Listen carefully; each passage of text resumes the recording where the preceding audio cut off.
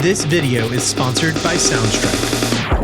I'm going behind the scenes of a music licensing company where I'll be sitting down with founders, managers, VPs, and artists to talk about practical topics like lawsuits, AI, creative output, and more. In this video, I'm bringing you along to experience this cool Nashville trip with Creative Ryan and get a front row seat to these important conversations, all to learn how music licensing is impacting creators. I want to help you get back to doing what you love faster, but I don't want to take away from the creative process. When I see really well edited videos, they move to me in the same way that music moved. I want all different cultures and countries to come to us and know that they're represented. I could have had a completely different narrative in my head on what this is going to be used for. I'm not precious with the material. What responsibility falls on the creator, do you think? Well, to me, that's like one of the biggest questions. Got so much gear in here right now for this shoot.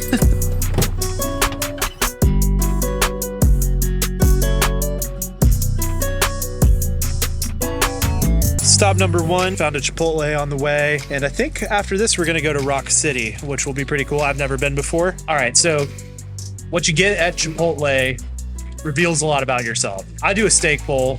I've got some veggies. Ryan, what do you get at Chipotle?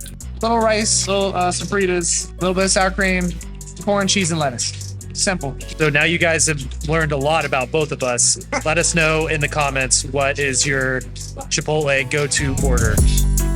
So we just finished up eating at Chipotle and decided, you know what, let's just go walk around. So we went to the parking lot and we saw a little hill and we're like, okay, it's a cool hill. So we just kept walking and now we found this. When you see something that looks like it might be cool to go explore, you should go do it because it just might be pretty epic.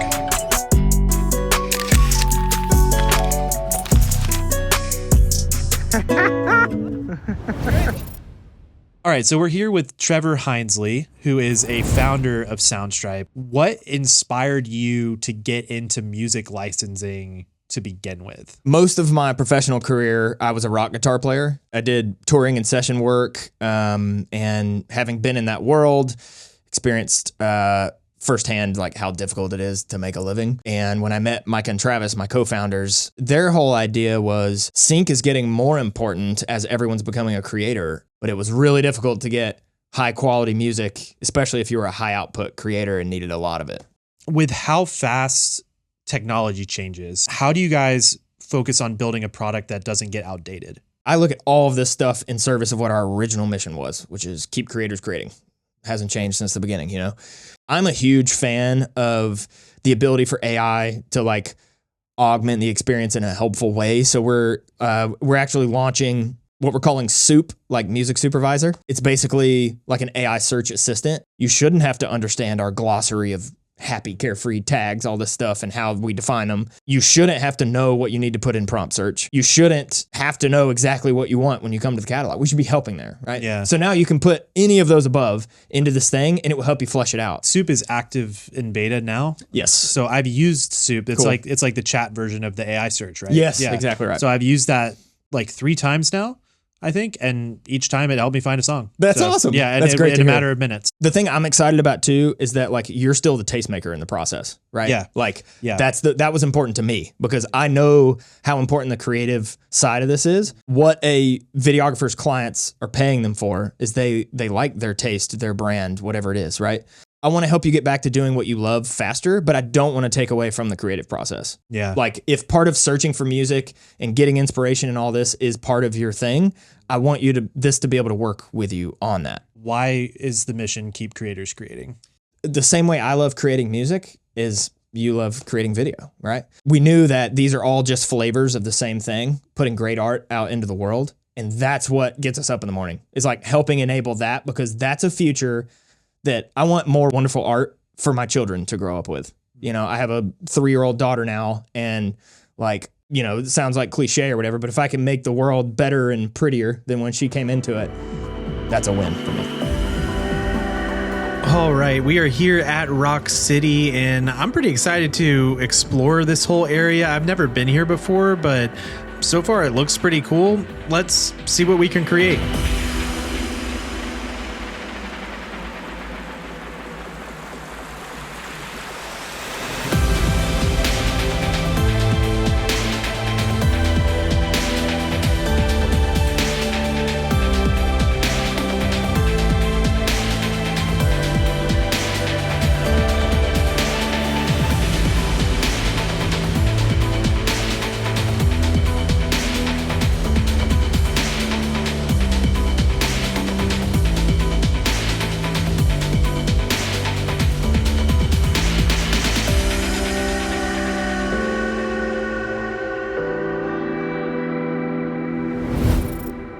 Seth, it's awesome to be meeting and talking with you today. Could you tell me a little bit about what you do with Soundstripe? I am the director of music production, which means I'm sort of overseeing all of the music that comes through the company. So that's sort of my one role. And the other role is I'm also a mix engineer at Soundstripe. So has there ever been a time where you personally have seen a video, watched a video, or just it's come across you where you've heard a Soundstripe song used in a way that surprised you? Oh yeah, all the time. Okay, give me an example. We did a song with an artist named G. Smith.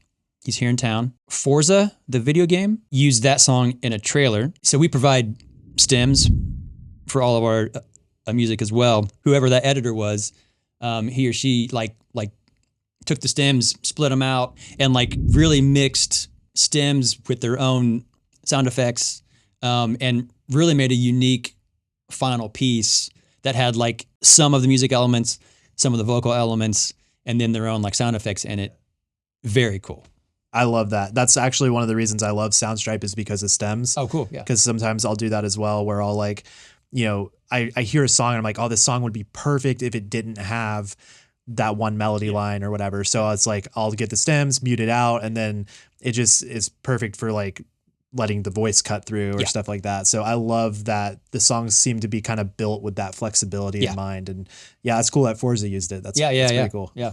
If you could give creators one piece of advice of how to pick better music for their projects, what would you tell them? Do you edit to music or do you make your edit and then fit the music around it? It depends on the video. For me. So like if I'm making a tutorial, a lot of times I'll edit that and then drop the music to it. But then I make it hard on myself because I then also choose to edit to music. Here's why I ask is when I see really well edited videos, it like they move to me in the same way that music moves. And you feel a rhythm and you feel an arc to it. Once I start like without thinking about it, I just start moving to it, then something's probably right. Less known, more felt. Soundstripe has a lot of stuff that gets the moves going. All right, so we're on the road trip. There's only one thing we can be listening to. Soundstripe. Let's go. Road trip music!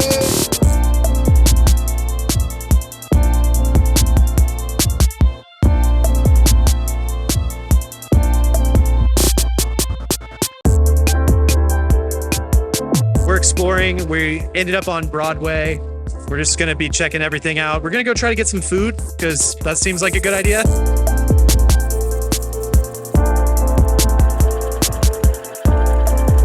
This was like definitely on my list of things to do is get some Nashville hot chicken.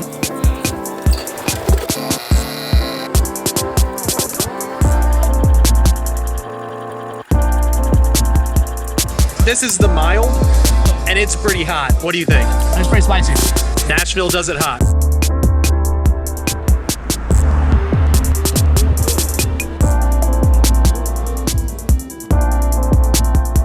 Got the Pro Mist filter on.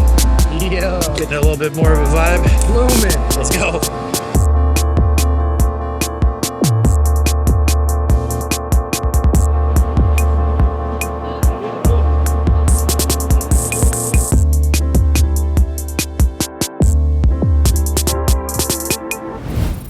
I'm here with Ashton Myers from Soundstripe, who is the director of A&R. When you are working with an artist, how do you kind of like work with them, coach them, talk to them, encourage them to like maintain their original, authentic sound while still, making it work well with the catalog? So there's a lot that actually goes into that. And it comes from data from customers, things that we're missing that they've asked for more of. It also goes into like briefs that I couldn't pitch for music supervisors, for TV, film, and ads. And it's, me taking intentional one-on-one time with the artist, getting to know them. What are their strengths? What are their weaknesses? What do they love to create? And then I write a personal brief for them and work with them through that. So that can be production notes, lyric notes, usually not a lot because we work with professionals. Do you find that like a lot of times when you approach an artist, are they willing to kind of like adapt or change to like the briefs or like what's needed? Or do they fight you on that? Honestly, I don't want them to change. I'm not going to ask an artist to create something that isn't in their lane. And I think that's where me being intentional in my role and getting to know the artist is important. No, that's a great answer. I love that. That's cool. Have you ever seen an artist's career take off in an interesting way through licensing? So last year, one of our artists and producers had a cover song placed in Bridgerton. And I was like, you guys, you have to do these strings covers. You guys are great at this. We have to do it. The music supervisor finally was like, okay, yeah, we'll place it in an episode. And as soon as it was placed on the Bridgerton playlist on Spotify, it just skyrocketed. It was crazy. That's awesome. That's really cool. I have been using Soundstripe for a very long time. And I've seen the catalog, when it was smaller. I've seen it today. What is your vision for the catalog moving forward still? I want it to diversify, and not just in genre, sound, or style, but on a global scale. I want all different cultures and countries to come to us and know that they're represented. I want to give people a seat at the table, artist-wise, that traditionally haven't been invited in the room. That's awesome, because music is universal. And so it should be reflected in a music licensing catalog. And so I think that's an awesome vision. I love hearing that that's one of Soundstripe's goals. So we're here at the studio location and we're scoping everything out and getting ready to set up and just hang out with the Soundstripe team. Have faith. Have faith. Believe in your source. Have faith. I always love getting to show up to a space and really see it transform once we set up all of our cameras, audio, and lighting. It's pretty fun.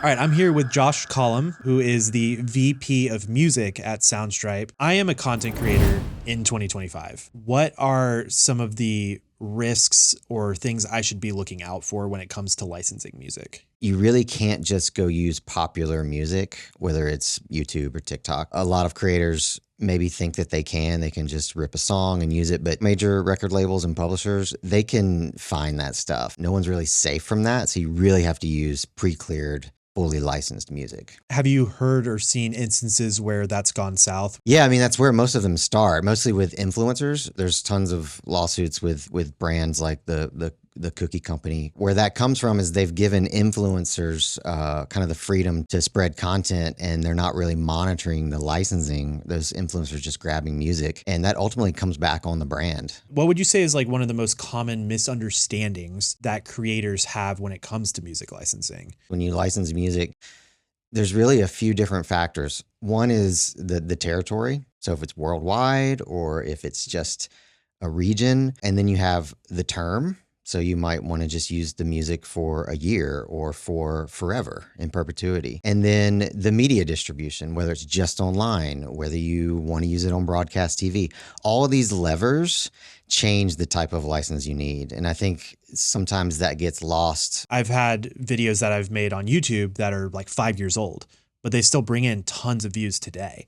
And the music I used was from Soundstripe. I kind of have that peace of mind to know it's in perpetuity.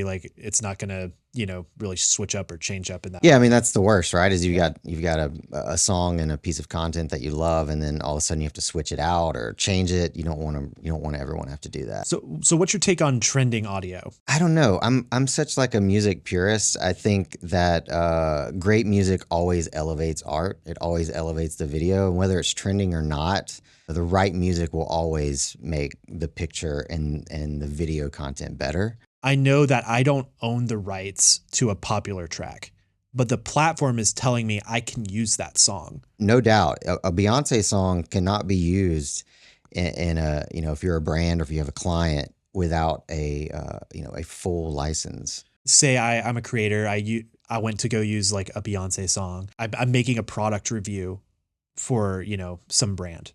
And maybe it's not commissioned by them. I'm just making the video. But then the brand sees it and they're like, we want to run that as a UGC ad, but it has the Beyonce song in it.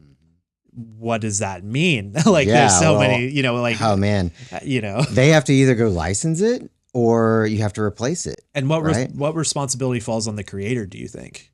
Well, to me, that's like one of the biggest questions because right now it's a lot of it is falling on the creator. I think brands are just kind of kicking the can down the road. Of course, Right. which is a great kind of reminder to creators like, hey, we gotta You got to know do your our stuff. due diligence to like be, you are a brand as well. Yeah, Even though you're absolutely. a creator, you're a business, you're a brand. If they're trying to pay you money for what you're doing, there's new rules that are in place now when it comes to music, right? Where it's And you know what's crazy is the brands don't know how to license music Right. sometimes. As the VP of music at Soundstripe, what are you most excited for with what's coming down the road? So we're focused on global sounds. We're trying to just really grow and think with more diversity in mind. And it's a big focus for us. So you're gonna be seeing more artists and vocals coming to the platform for sure. All right, we just wrapped up doing the Soundstripe shoot, and I think we're just gonna walk around and explore and see what we can get into. There's not really any plan or agenda. At this point, we're just hanging out, vibing, and seeing what we can create.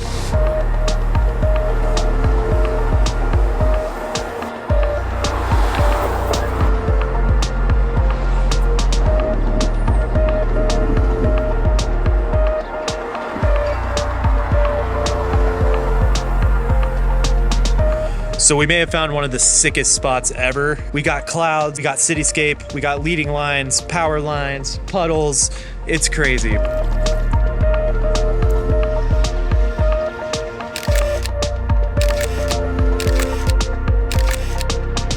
After exploring, it was time to get some tacos. This place had some of the hottest salsa ever. Nashville does it hot. All right, we're here with Adrien Walther. He is an artist at Soundstripe. As an artist who is having to be creative and consistently output, what are some of your tips, or like how do you even manage that? Yeah, it's a great question. Just like you guys, it's like you always have to find that spark. The output is so high that you kind of have to sit down whenever you start in the morning. Looking at that blank screen is not fun, and kind of have your little tricks and tools to help you along. You're at the blank page, you're at the blank screen. What do you kind of do first to kind of get your ball rolling? You can usually find gold within stuck places if you just kind of bump up the tempo, drop the tempo, change the key. If you're doing something and it kind of feels like you're kind of regurgitating something from before, I always just kind of like, oh, well, why don't I try like something random like A flat? And Yeah. like, where I wouldn't normally go that route, and it just automatically just kind of opens up.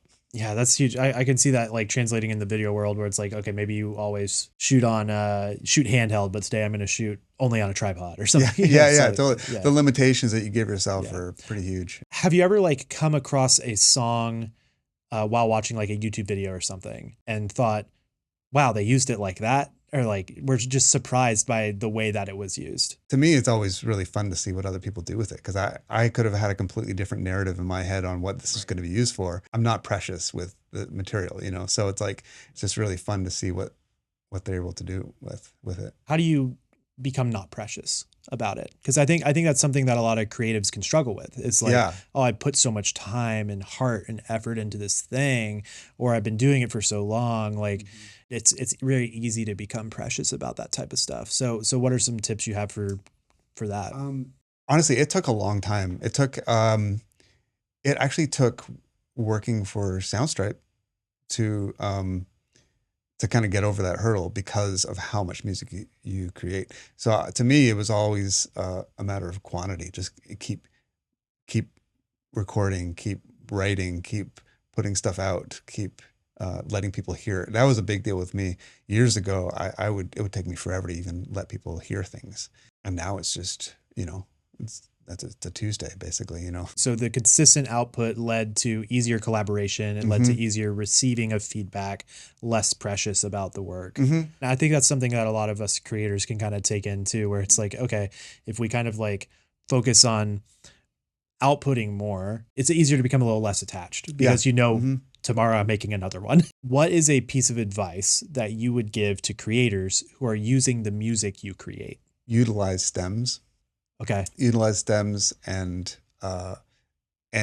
utilize the keys. Because a lot of times it's such a minor detail, but you can arrange stems from specific tracks if they're in the same key and genre as other ones, you can kind of inner splice stems. Wow. I feel like that's a little hack that I think could be super useful. Okay. Because you can search on the library through key. Mm-hmm. Yeah.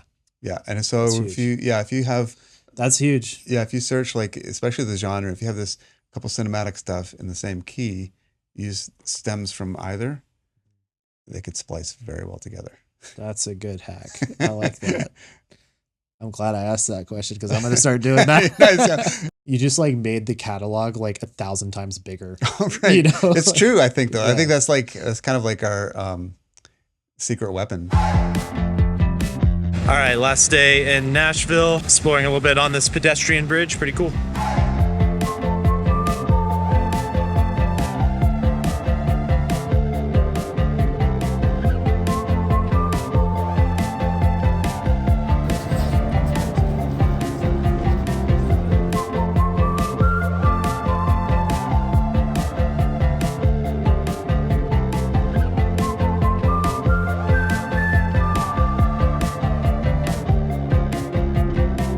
This trip has been so much fun, and it's so cool to learn more about the music I've been licensing for nearly 10 years.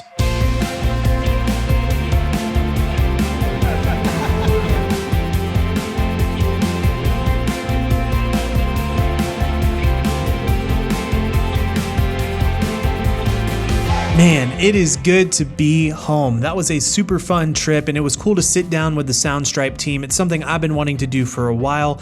I just thought it'd be interesting to see the parallels between creating music and creating content and the legal stuff and the technology stuff. It's just interesting. And if you guys want to dive a little bit deeper into understanding audio and why trending audio may be actually hurting your channel, you can check out this video here. Huge shout out to the Soundstripe team. Shout out to Creative Ryan for coming along and helping me create everything. If you guys want to check out Soundstripe, make sure to use code CREATIVE10. I've placed links in the description below. Thanks so much for watching, and as always, stay creative. Peace.